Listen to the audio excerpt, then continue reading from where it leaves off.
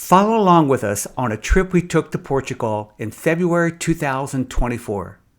The adventure will take us to the capital city of Lisbon and the old town of Alfama, on to the mountain village of Sintra, to a modern-day miracle town of Fatima, and finally up the coast to the gorgeous city of Porto.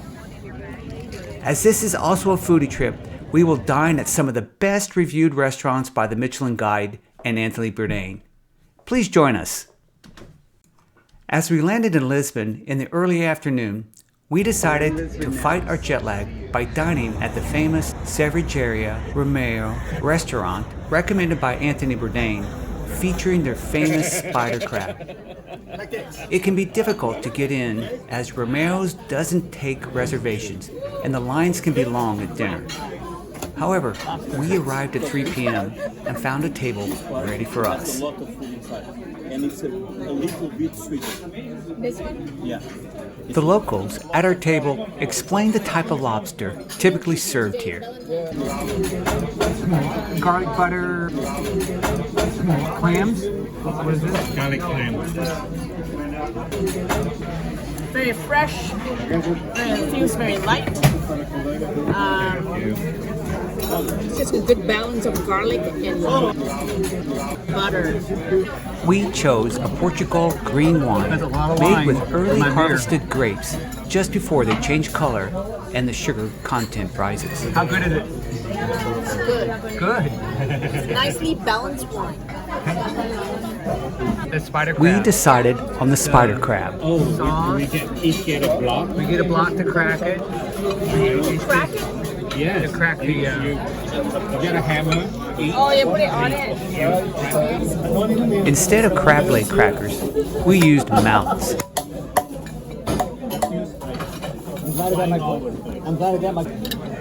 Watch Keith. He knows it very well how to do it. He broke his leg. There you go. I think it's salty. There's a lot of very crabby. Maybe it is a bread dipping sauce.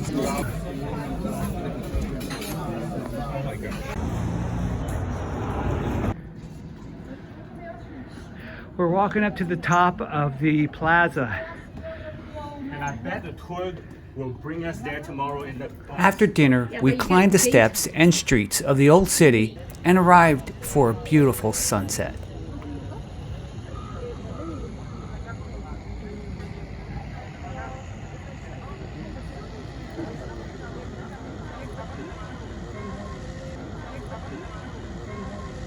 For a digestive after dinner, we went for a ginginha. Dating back to the 13th century, this beverage crafted by infusing cherries and alcohol with sugar for medicinal purposes. Back to the hotel. The next day, we toured Lisbon. It is the second oldest European capital city, predating Rome by 400 years, and first established by pre-Celtic tribes and the Phoenicians. In the 14th and 15th centuries, Portugal played a significant role in maritime dominance, establishing colonies and trade routes across South America, Africa, and Asia.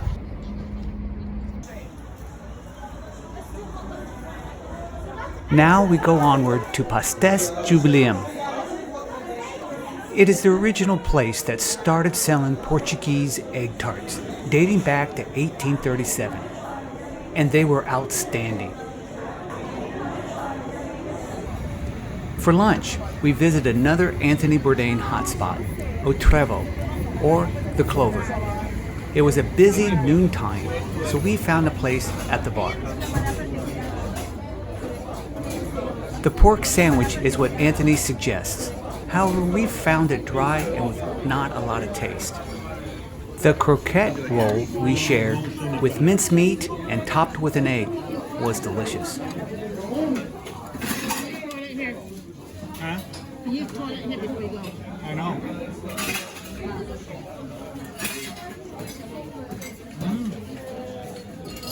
After lunch, we continued our tour of Lisbon, strolling down the Rua Augusta to the Praça do Comércio and narrow streets of Alfama reviewing colorful 3D facades of the city.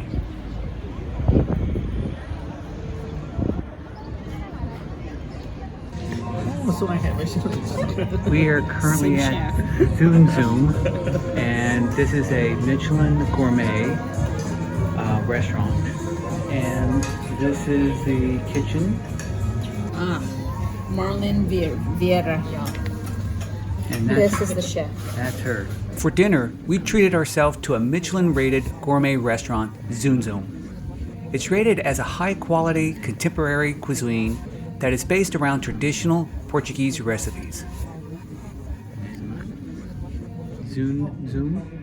And this here is the seafood, rice and seafood. This is beans and garlic. This is codfish and the sauce, and then this is the octopus that comes in.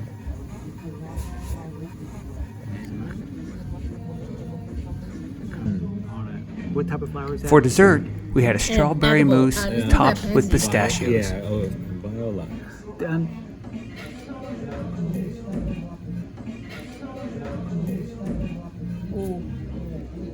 Oh, it's like a raspberry plain. Okay, there you go. Very nice. It's a viola. Got it. The fortified wine made locally had a butterscotch or caramely taste.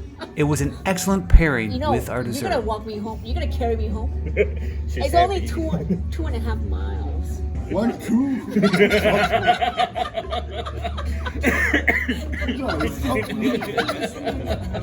I'm so sorry.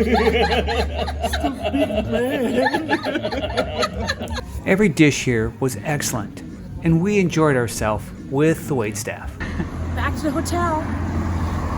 The next day, we visited Sintra. This is the shopping area of Sintra here. This is the castle, Sintra Castle. This is a UNESCO World Heritage Site and is filled with fairy tale castles, gardens, and a unique spiral well that leads to a man-made cave and waterfalls. Now we're exiting the well underneath the cave area.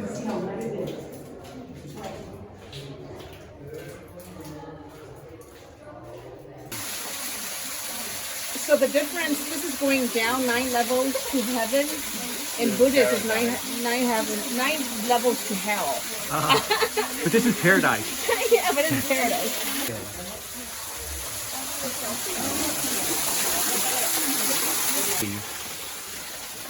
There will be a bottle of wine waiting for Wait, put your head. Our dinner tonight is in Alfama at Solar 31. It has a lot of food inside, and it's a little bit sweet. This one? Yeah. It's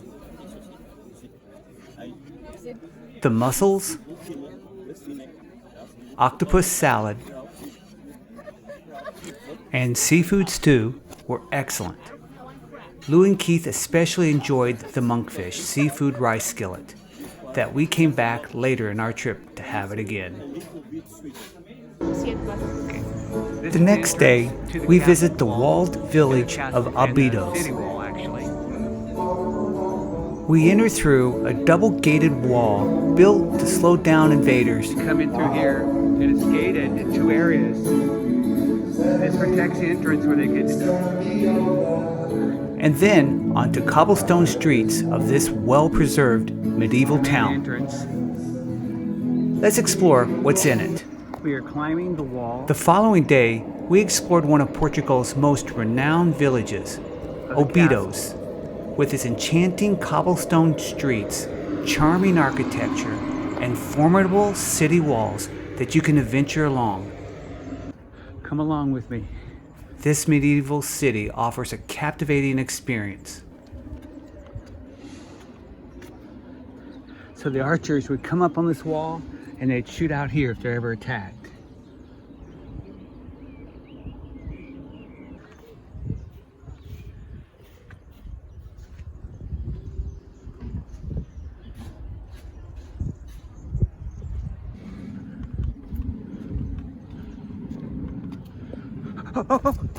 Previously I was on that side of the wall, and now I'm on this side of the wall of the castle.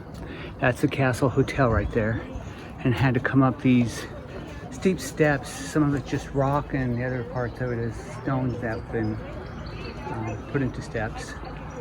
Then it comes up here for a beautiful view out here to the fields and the farms. And then it also has a great view into the city, into the town, right here. That the wall is protecting. If you can see the wall, it protects it clear around.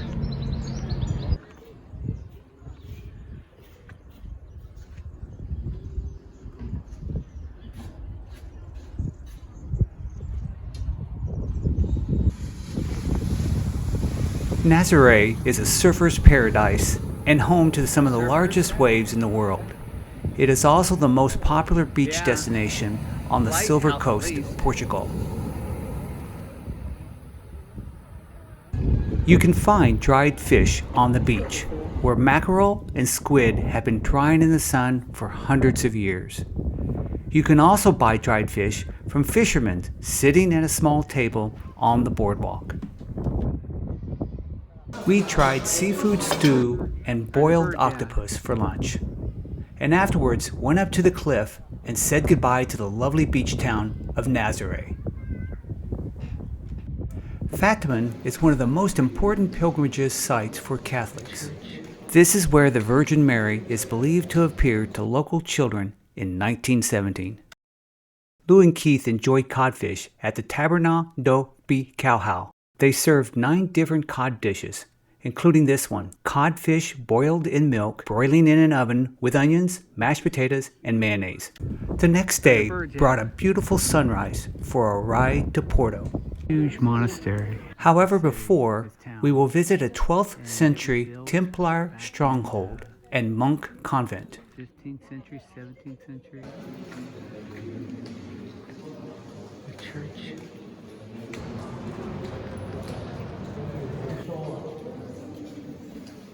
Century.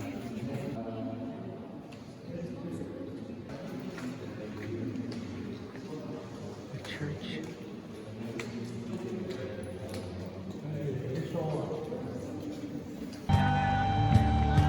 To much excitement, we arrived in Porto.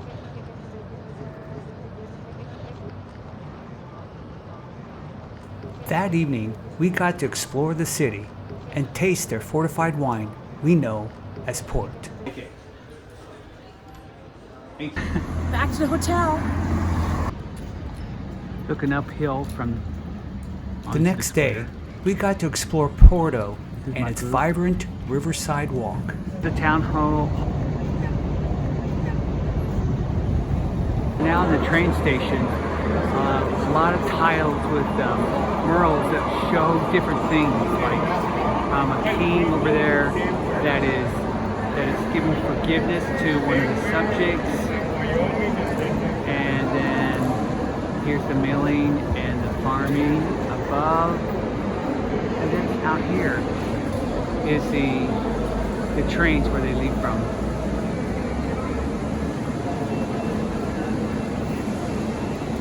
Not a huge train station, but it's a very nice and open. Here's a big overview of Porto.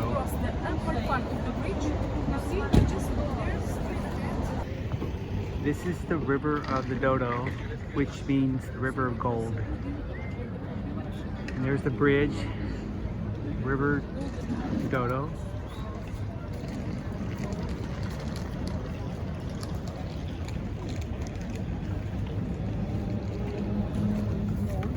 Train crossing the bridge.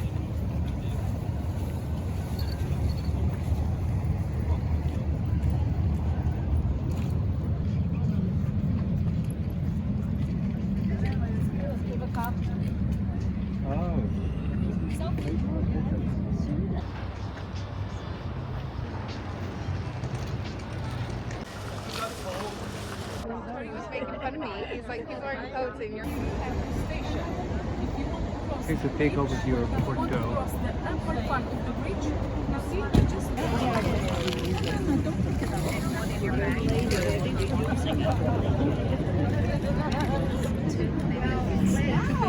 Just a year old. That's a much.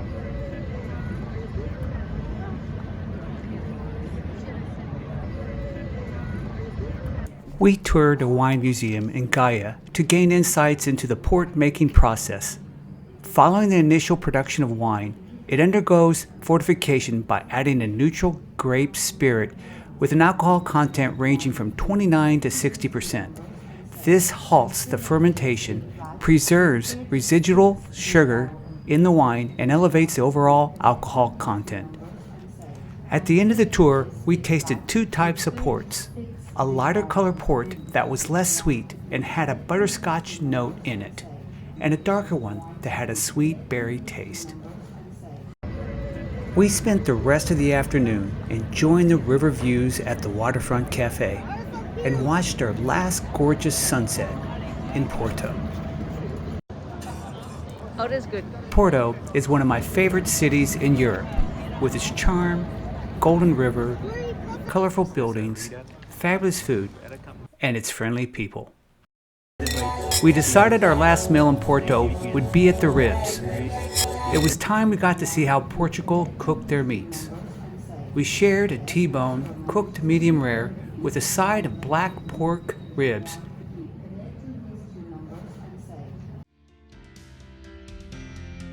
and a delicious dessert. Thank you for watching our one-week Portugal trip.